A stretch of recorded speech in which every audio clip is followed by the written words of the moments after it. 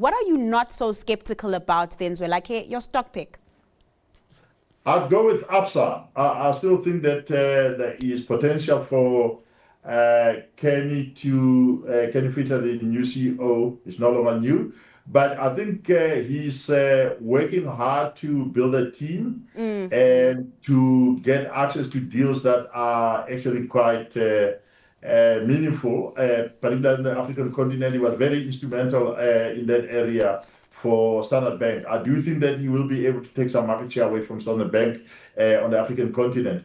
And I mean, I think it's still trading at quite an attractive valuation multiple or price to book multiple compared to peers, but also the dividend yield is marginally better than the peers. I think if he executes well, or which I believe he will, I think we'll see some value unlock from that stock. And what are you hanging your hat on, Martin?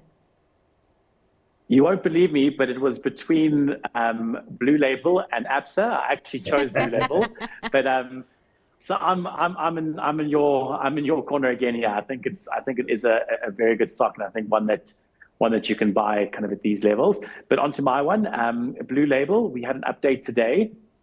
Look, it's still a little bit tricky to kind of go through the numbers because you've got all these adjustments and SALC and all of these things. But I think if you look at the kind of core underlying business, it is now kind of doing its own thing. It's growing. It's a good management team, incredibly cheap valuation-wise. And I think in the kind of mid-ish to large cap space, I think it's a bit more interesting from these levels. So yeah, Blu Label for something a little more interesting at the moment. But second place, very, very close second place, Absa for me. Now I know who to call when those Blu Label numbers are released, so you can help me go through them, because very confusing. Okay. Yes. I think they also had a very good business until they thought about diversifying into SALC, and boy, did they suffer. Yeah. All right. Look, I think hopefully it's all sorted now. But yeah, sorry. Let's hope. Okay, unfortunately, we have to leave it there, gents. Thank you so much for your time and joining us this evening. That's all for Stockwatch today. Thanks to our guests, Zwelakhe Mnguni from Benguela Global Fund Managers and Martin Smith from Anchor Capital.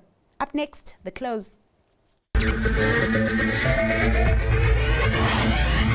Thank you.